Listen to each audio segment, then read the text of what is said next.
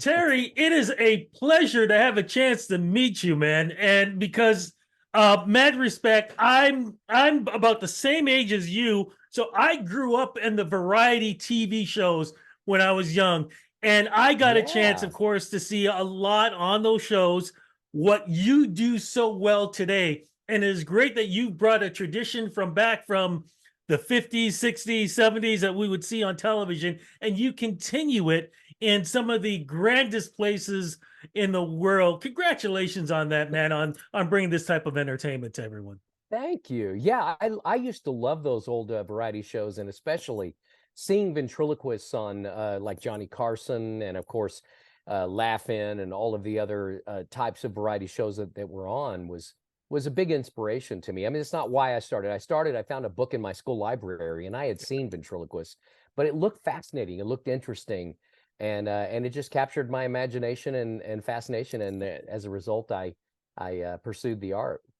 Well, that fascination is still continuing because one of the big things we're going to be talking about, you got a big show happening, my friend. You're at Fallsview. OLG stage is happening Thursday, March 28th. I want to make sure I had it down here, so I'm reading it. 8:30 p.m. How does it feel to be coming up in this part of the world for us to see your great talent? Absolutely love it. My wife Angie and I love to travel. I do have my residency here in Vegas, and I've been here for 17 years in Vegas, but I've never not gone around the country and performed and done shows at different places in the country. And we do that mostly because, well, first of all, we like seeing the country. My wife and I love to travel as much as I love performing in Vegas.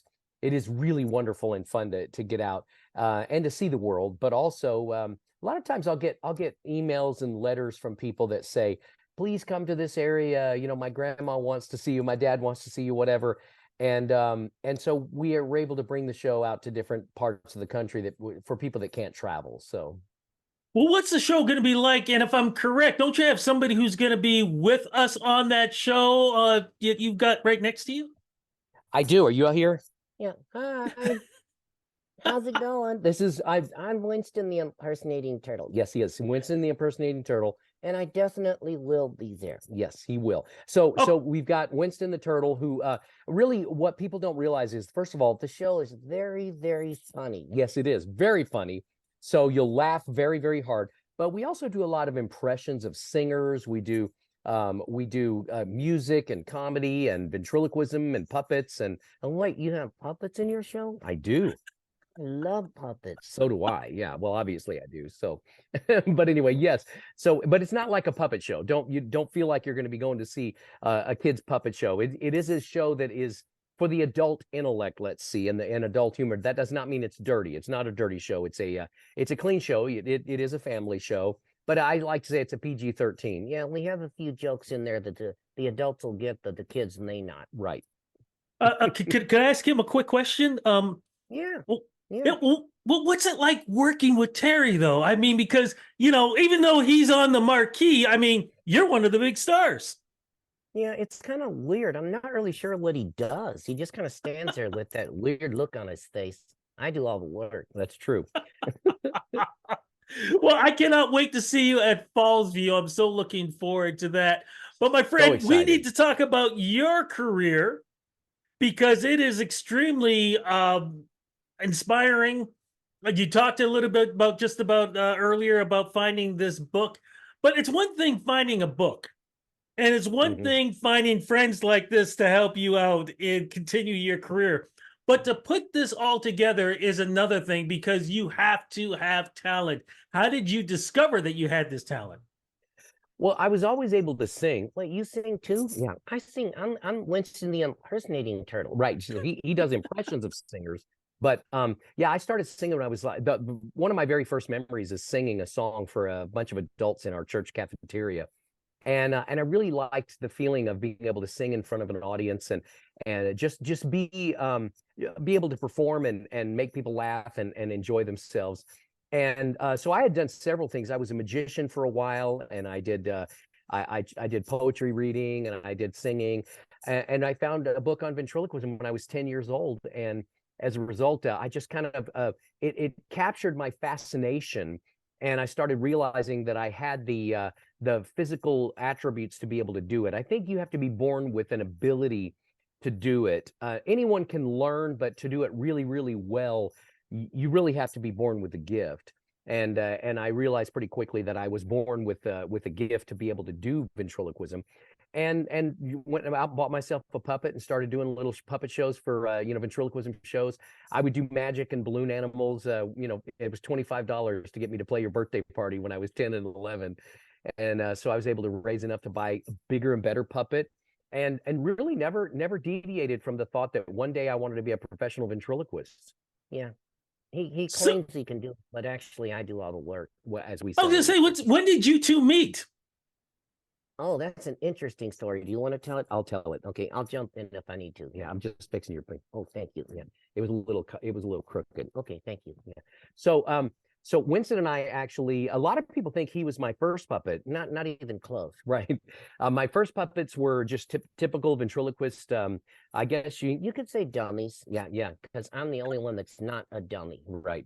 But the ventriloquist dummies or puppets that are like carved out of wood and that have the little slots in the mouth and everything.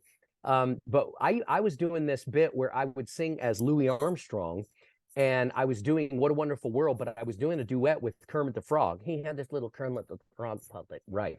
And so I wanted to do this, and I was ending all of my shows, and it was with this song, What a Wonderful World. And so when I went on America's Got Talent, the producers loved the bit, but I had to get permission from the Muppets if I was going to use a Kermit the Frog puppet on television. Right. So I called up the Muppets, and we talked, and they said, I'm sorry, but we don't allow anyone to use a Kermit the Frog puppet on television or anything like that if it's not the actual voice of Kermit the Frog. At the time, it was a guy named Steve Whitmire who was doing Kermit the Frog. And so I was disappointed because I knew it was an amazing bit, but it turned out it was the best thing that ever happened, because since they would not let me use that Kermit puppet, what happened? Well, he just went and he found me in a pond, right? Because, of course, turtles live in ponds, right. And then I said, you look down, Terry. And I said, well, I am down, Mr. Turtle. Yeah, he didn't know my name was Winston at the time, right?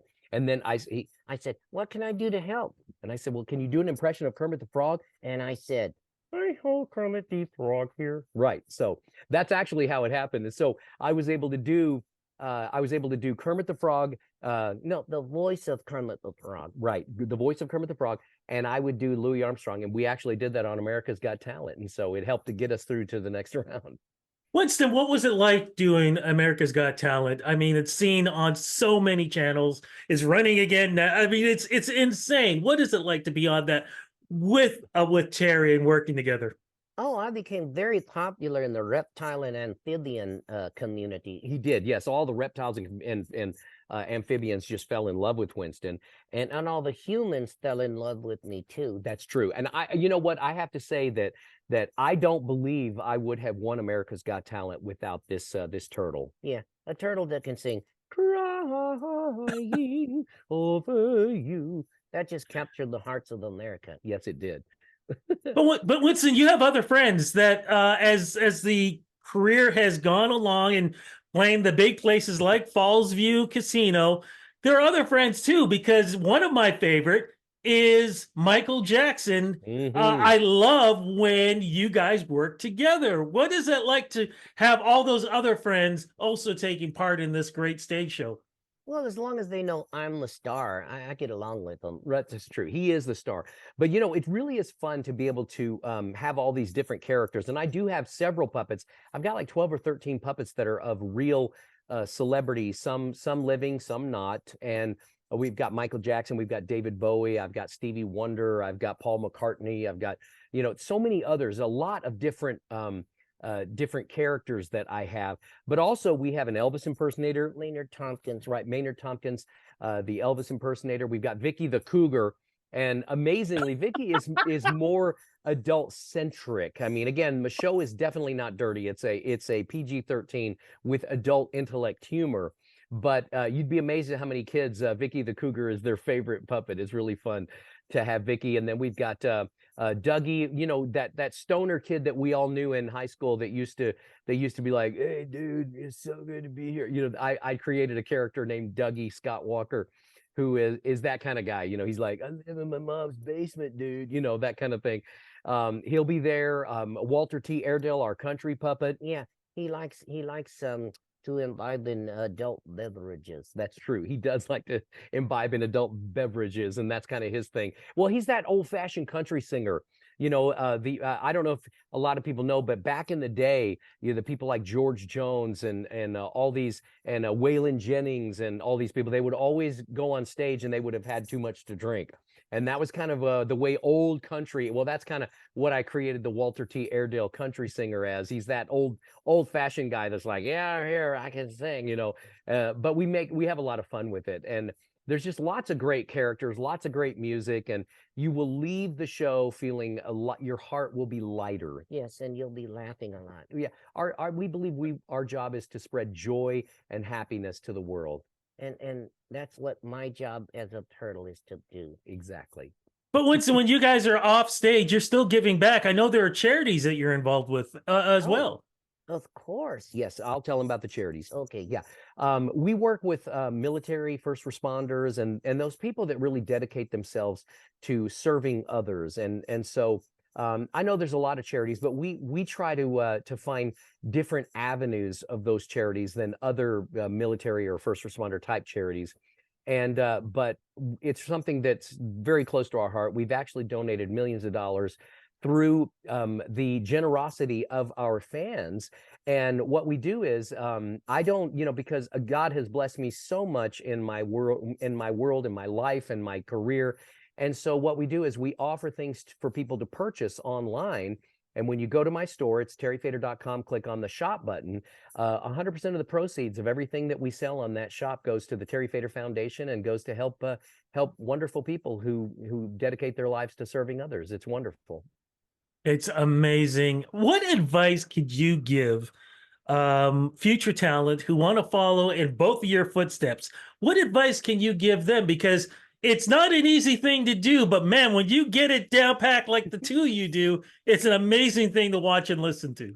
You know, my advice is always get yourself a turtle that can sing. Well, that is a good advice, Winston, I got to say. But the real advice is that when you find something that you love, don't stop practicing and don't stop working on it. You know, I always tell people that even if you think the dream is dead, which I thought the dream of ever getting rich and famous as a ventriloquist was dead after I turned 40. I'm like, okay, who's ever going to care about a 40-year-old ventriloquist? But I continued to work to be the best I could possibly be. And I said, I don't care if I ever get rich and famous. I want to be the best ventriloquist people have ever seen, even if it's just performing for elementary school kids, which was fine. And so I tell people, when you put that guitar or you stop singing in church or you stop singing for your friends, then the dream really does die. But as long as you're doing karaoke and as long as you're picking up that guitar and playing for 10, 15 minutes a day, you never know what can happen. You know, the world is your oyster as long as you're working on what you love. So don't ever stop working on it, and don't make getting rich and famous your main goal, because then you'll be disappointed. If you just make getting better at what you love your goal, you will never be disappointed, because the more you work on it, the better you'll get.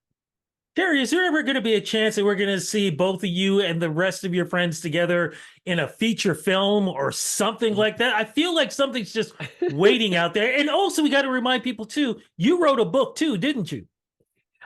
Yes, I've written some books. I've written a book called Who's the Dummy Now? It's out of print, but you can find it online. Also, we wrote a book though called Lamu the Christmas Kitten, which I had a cat that I really loved, and so I wrote a Christmas story about her.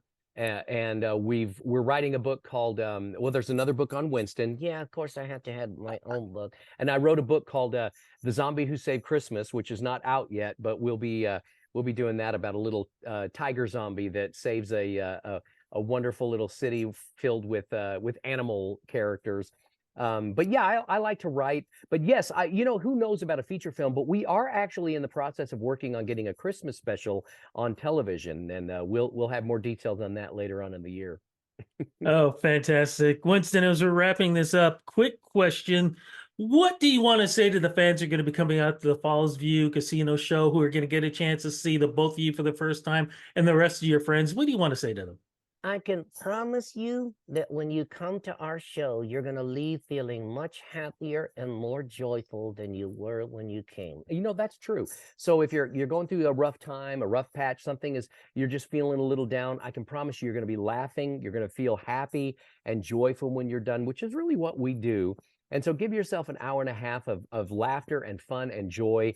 And I think you'll take it with you for a few weeks. Yeah, I think so too. You'll laugh and feel a lot of joy and have a lot of fun. That's what I it's all feel about. That's what our show is about. I feel that way just doing this interview. Folks, Thank thank you so much for this interview. Honor, pleasure to meet the both of you. Cannot wait to see you folks at Fallsview Casino. It's going to be a blast. Thank you so much. Thank you. Love you.